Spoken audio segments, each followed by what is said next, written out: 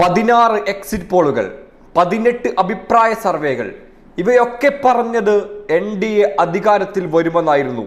പക്ഷേ 2004 ഈ പറഞ്ഞ 16 എക്സിറ്റ് പോളുകളും 18 അഭിപ്രായ സർവേകളും ഒന്നുപോലും UPA അധികാരത്തിൽ വരുമെന്ന് പ്രവചിച്ചിട്ടുണ്ടായിരുന്നില്ല. പക്ഷേ അധികാരത്തിൽ വന്നത് വാജ്പേയി അല്ലായിരുന്നു, ഡോക്ടർ മൻമോഹൻ സിംഗ് ആയിരുന്നു. ഒരു എക്സിറ്റ് പോൾ പോലും 2004 ഡോക്ടർ മൻമോഹൻ സിംഗ് UPA അധികാരത്തിൽ വരുമെന്ന് പറഞ്ഞിട്ടില്ല. പക്ഷേ 2004 എക്സിറ്റ് പോൾ എല്ലാം ചവറ്റോട്ടയിൽ കിട്ടിക്കൊണ്ട് ഡോക്ടർ മൻമോഹൻ സിംഗ് പ്രധാനമന്ത്രിയായി. 2009 വരുമ്പോൾ എക്സിറ്റ് പോളുകൾ പലതും പ്രവചിച്ചു, NDA UPA രണ്ടും പ്രവചിച്ചു. പക്ഷേ UPA വരുമെന്ന് പ്രവചിച്ചവർ പോലും UPAയുടെ നില എങ്ങനെയെങ്കിലും NDAക്ക് ഓടിപ്പിടിക്കാൻ കഴിയുന്ന രൂപത്തിലേക്കുള്ള ഒരു ഭൂരിപക്ഷം മാത്രമേ ഉണ്ടാകൂ എന്ന് പ്രവചിച്ചവർ 2009 എക്സിറ്റ് പോളുകൾ തെറ്റിപ്പോയി. 208 നിന്ന് 262 UPAക്ക് ഒരു വലിയൊരു മുന്നേറ്റം സാധ്യമായി. പറഞ്ഞു വരുന്നത് എക്സിറ്റ് പോളുകളെ എപ്പോഴും കണ്ണടച്ച് വിശ്വസിക്കാൻ കഴിയില്ല എന്നാണ്. 2014 വരുമ്പോൾ ഏകദേശം ശരിയായ എക്സിറ്റ് പോൾ, 2019 വരുമ്പോൾ എക്സിറ്റ് പോളിനേക്കാൾ കൂടുതൽ NDA വിജയിച്ച 2019 എക്സിറ്റ് പോൾ പ്രവചിച്ചതിനേക്കാൾ കൂടുതൽ വോട്ട് NDAക്ക് ലഭിച്ചു. അതായത് അപ്പോഴും എക്സിറ്റ് പോൾ കൃത്യം എന്ന് പറയാൻ കഴിയില്ല എന്നാണ് പറഞ്ഞു വന്നത്.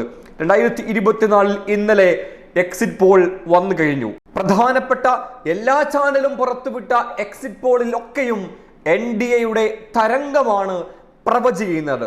പ്രത്യേകിച്ചും കേരളത്തിൽ പോലും 3ഓളം സീറ്റുകൾ NDAക്ക് ലഭിക്കുമെന്ന് എക്സിറ്റ് പോൾ ഫലം വരുന്നു. ഇടതുപക്ഷത്തിനേക്കാൾ കൂടുതൽ സീറ്റ് ഇത്തവണ NDA കേരളത്തിൽ കരസ്ഥമാക്കുമെന്ന് പല റിപ്പോർട്ടുകളും വരുന്നു. നമുക്ക് അധികമൊന്നും കാത്തിരിക്കേണ്ടി വരില്ല. നമുക്ക് 4-ാം തീയതി കൃത്യമായൊരു ചിത്രം നമുക്ക് മനസ്സിലാക്കാൻ കഴിയും. ഓർമ്മിക്കേണ്ടത്, ഒരിക്കലും എക്സിറ്റ് പോളിനെ കണ്ണടച്ച് വിശ്വസിക്കാൻ കഴിയുകയില്ല. ചക്ക വീണു മുയൽ ചത്തു എന്ന് പറയും പോലെയാണ് എക്സിറ്റ് പോളിന്റെ അവസ്ഥ. പല എക്സിറ്റ് പോളുകളും വെറും ചവറ്റുകൊട്ടയിലേക്ക് എടുത്ത രൂപത്തിലുള്ള എക്സിറ്റ് പോൾ ഫലം നമ്മൾ അടുത്തായിട്ട് കണ്ടിട്ടുണ്ട്, പലതും കണ്ടിട്ടുണ്ട്. 2015 ബീഹാർ തെരഞ്ഞെടുപ്പിൽ BJP വരുമെന്ന് പ്രവചിച്ച പല എക്സിറ്റ് പോളുകളും തെറ്റിപ്പോയിരുന്നു. 2023 ഛത്തീസ്ഗഡിൽ കോൺഗ്രസ് വരുമെന്ന് 10 എക്സിറ്റ് പോളുകൾ പ്രവചിച്ചു. പക്ഷേ അവിടെ കോൺഗ്രസ് അല്ല വന്നത്. ചുരുക്കി പറഞ്ഞാൽ ഇന്ത്യയിലെ മാത്രം അവസ്ഥയല്ല, ലോകത്തെ രാഷ്ട്രീയ പരിസരം പരിശോധിക്കുമ്പോൾ തന്നെ 2016 അമേരിക്കയുടെ പ്രസിഡന്റിനെ തെരഞ്ഞെടുപ്പിൽ ട്രംപ് വരുമെന്ന് എത്ര എക്സിറ്റ് പോൾ പ്രവചിച്ചിട്ടില്ല. ആ സമയത്ത് പ്രവചിച്ചത് ഹിലരി ക്ലിന്റൺ അമേരിക്കയുടെ പ്രധാനമന്ത്രി ആകും എന്നാണ് പ്രവചിച്ചത്. പക്ഷേ ആ എക്സിറ്റ് പോൾ വരെ തെറ്റിപ്പോയിട്ടുണ്ടായിരുന്നു. ചുരുക്കി പറഞ്ഞാൽ എക്സിറ്റ് പോളിനെ മാത്രം അടിസ്ഥാനപ്പെടുത്തി നമ്മൾ ചർച്ച ചെയ്യുന്നത് ശരിയല്ല. ഒരുപക്ഷെ ശരിയാകും, അല്ലെങ്കിൽ തെറ്റാകും. തെറ്റാനും ശരിയാകാനുള്ള കൃത്യമായ സാധ്യതയുണ്ട്. തെറ്റിയതിനുള്ള കൃത്യമായ ഉദാഹരണങ്ങളാണ് ഞാൻ പറഞ്ഞത്. നോക്കാം, 2024 ലോക്സഭാ തെരഞ്ഞെടുപ്പിൽ ഓരോ പ്രധാനപ്പെട്ട ചാനൽ നടത്തിയ എക്സിറ്റ് പോൾ റിപ്പോർട്ട് ഇങ്ങനെയാണ്. NDTVയുടെ റിപ്പോർട്ട് പ്രകാരം 365 സീറ്റ് NDA, 142 ഇന്ത്യ സഖ്യം, 36 മറ്റുള്ളവർ.